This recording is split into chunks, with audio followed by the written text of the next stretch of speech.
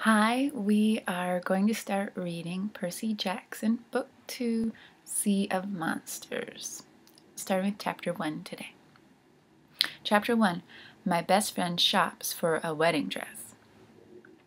My nightmare started like this. I was standing on a deserted street in some little beach town. It was the middle of the night.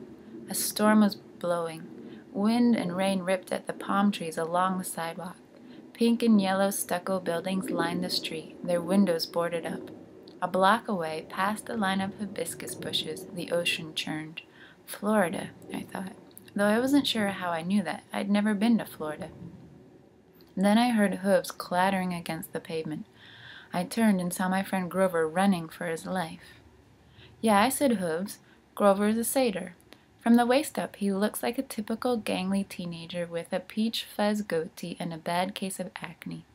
He walks with a strange limp, but unless you happen to catch him without his pants on, which I don't recommend, you'd never know there was anything unhuman about him. Baggy jeans and fake feet hide the fact that he's got furry hindquarters and hooves. Grover had been my best friend in 6th grade. He'd gone on this adventure with me and a girl named Annabeth to save the world.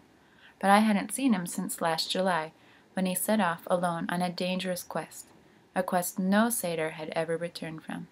Anyway, in my dream, Grover was hauling Goattail, holding his human shoes in his hands the way he does when he needs to move fast. He clopped past the little tourist shops and surfboard rental places. The wind bent the palm trees almost to the ground. Grover was terrified of something behind him. He must have just come from the beach. Wet sand was caked in his fur. He'd escaped from somewhere.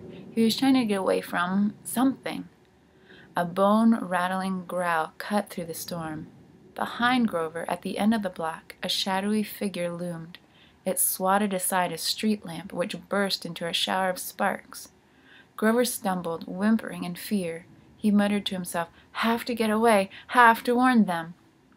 I couldn't see what was chasing him, but I could hear it muttering and cursing. The ground shook as it got closer. Grover dashed around a street corner and faltered. He'd run into a dead-end courtyard full of shops. No time to back up. The nearest door had been blown down by the storm. The sign above the darkened display window read, St. Augustine Bridal Boutique. Grover dashed inside. He dove behind a rack of wedding dresses. The monster's shadow passed in front of the shop. I could smell the thing, a sickening combination of wet sheep wool and rotten meat and that weird sour body odor only monsters have, like a skunk that had been living off Mexican food. Grover trembled behind the wedding dresses. The monster's shadow passed on. Silence, except for the rain. Grover took a deep breath. Maybe the thing was gone. Then lightning flashed. The entire front of the store exploded, and a monstrous voice bellowed, "Mine!" I sat bolt upright, shivering in my bed. There was no storm, no monster. Morning sunlight filtered through my bedroom window. I thought I saw a shadow flicker across the glass, a human-like shadow. But then there was a knock on my bedroom door. My mom called, "Percy, you're going to be late!" And the shadow at the window disappeared. It must have been my imagination. A 5th-story window with a rickety old fire escape. There couldn't have been anyone out there. "Come on, dear," my mother called again. "Last day of school. You should be excited. You've almost made it." "Coming," I managed. I felt under my pillow. My fingers closed reassuringly around the ballpoint pen I'd always slept with. I brought it out, studied the ancient Greek writing engraved on the side. Anaklusmus, Riptide. I thought about uncapping it, but something held me back. I hadn't used Riptide for so long. Besides, my mom had made me promise not to use deadly weapons in the apartment after I'd swung a javelin the wrong way and taken out her china cabinet. I put Anaklusmus on my nightstand and dragged myself out of bed. I got dressed as quickly as I could. I tried not to think about my nightmare or monsters or the shadow at my window. Have to get away, have to warn them. What had Grover meant? I made a 3-fingered claw over my heart and pushed outward. an ancient gesture Grover had once taught me for warding off evil. The dream couldn't have been real. The last day of school, my mom was right. I should have been excited. For the first time in my life, I'd almost made it an entire year without getting expelled. No weird accidents, no fights in the classroom, no teachers turning into monsters and trying to kill me with poisoned cafeteria food or exploding homework. Tomorrow, I'd be on my way to my favorite place in the world, Camp Half-Blood. Only one more day to go. Surely even I couldn't mess that up. As usual, I didn't have a clue how wrong I was. My mom made blue waffles and blue eggs for breakfast. She's funny that way, celebrating special occasions with blue food. I think it's her way of saying anything is possible. Percy can pass 7th grade. Waffles can be blue. Little miracles like that. I ate at the kitchen table while my mom washed dishes. She was dressed in her work uniform, a starry bright blue skirt and a red and white striped blouse she wore to sell candy at Sweet on America. Her long brown hair was pulled back in a ponytail. The waffles tasted great, but I guess I wasn't digging in like I usually did. My mom looked over and frowned. "Percy, are you all right?" "Yeah, fine." But she could always tell when something was bothering me. She dried her hands and sat down across from me. "School or?" She didn't need to finish. I knew what she was asking. "I think Grover's in trouble," I said, and I told her about my dream. She pursed her lips. We didn't talk much about the other part of my life.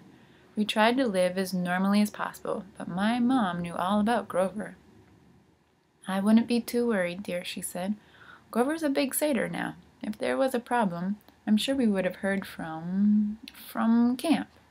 Her shoulders tensed as she said the word camp. "What is it?" I asked.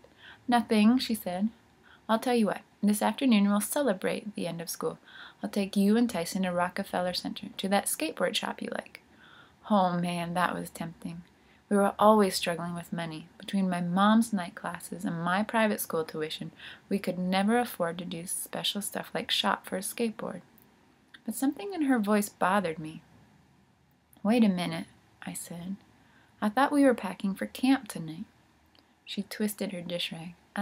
Dear, about that. I got a message from Sharon last night." My heart sank. Sharon was the activities director at Camp Half-Blood. He wouldn't contact us unless something serious was going on. "What did he say?" "He thinks it might not be safe for you to come to camp just yet. We might have to postpone."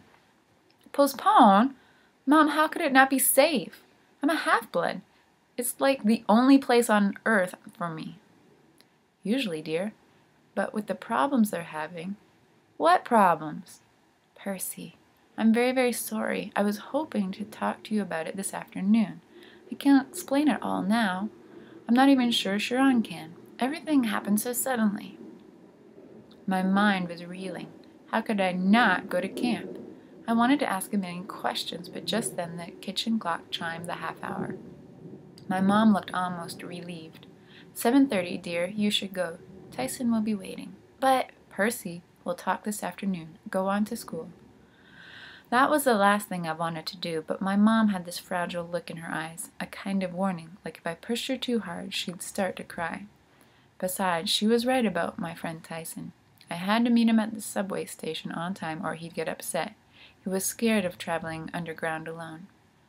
I gathered up my stuff, but I stopped in the doorway. "Mom, this problem at camp, could it have anything to do with my dream about Grover?" She wouldn't meet my eyes. "We'll talk this afternoon, dear. I'll explain, as much as I can." Reluctantly, I told her goodbye. I jogged downstairs to catch the number 2 train. I didn't know it at the time, but my mom and I would never get to have our afternoon talk. In fact, I wouldn't be seeing home for a long, long time. As I stepped outside, I glanced at the brownstone building across the street. Just for a second, I saw a dark shape in the morning sunlight, a human silhouette against the brick wall, a shadow that belonged to no one. Then it rippled and vanished.